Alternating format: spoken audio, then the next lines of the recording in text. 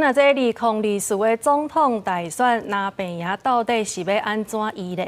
即马国民党的侯友宜是讲，时间若准未赴，就会用政党协商的方法。那郭文哲也总算开嘴讲同意。毋过几位来宾这边是讲，甲郭文哲其实早就咧合作来作战咯。那是民进党的赖清德，伊是互中国来甲批评讲，已经对台独分子变作是台独的骗子，所以伊是来回应讲，家己袂因为中国安尼。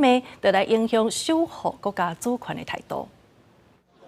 若被缅甸合出现新的政点，双方无再搁伫这个全面调或者是民主初选。国民党的侯友宜加民众党的郭文哲拢表示，关于建立政党协商，在整个时间已经来不及底下，那当然就是进到政党协商了，就由政党协商，大家一起共同面对。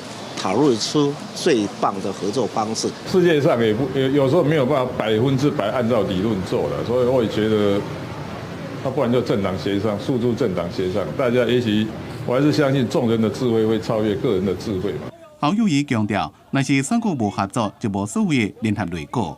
因那外团郭文哲想要找韩国瑜做副手，郭文哲无正面否认，只敢讲是伫咧想讲安怎才是上强的胜算组合。民进党赖清德是继续拜庙兼辅选，不过中国国台办批评赖清德自台独的小的变做台独的骗子。对此，赖清德再去回应讲，袂因为中国的批评影响其捍卫国家主权的态度。我也不会因为中国对我的谩骂，在捍卫国家主权、维护区域的和平稳定上面有任何的影响。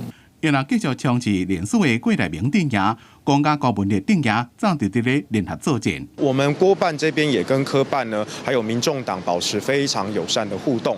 郭科阵营其实早就在联合作战，去抵挡国民党的粗暴、步步进逼，想要并吞所有人的野心。另外，桃园的检调，搁再查出郭台铭连署站，敢若是用300块买连署的不法行为。市庙的董事长甲2位条仔卡拢被收下。黄士修表示，已经甲地方的连署站谈过，连署袂当具对价关系，若是违法就应该举报。强调有信心，官方的站点是袂有违法的行为。记者综合报道。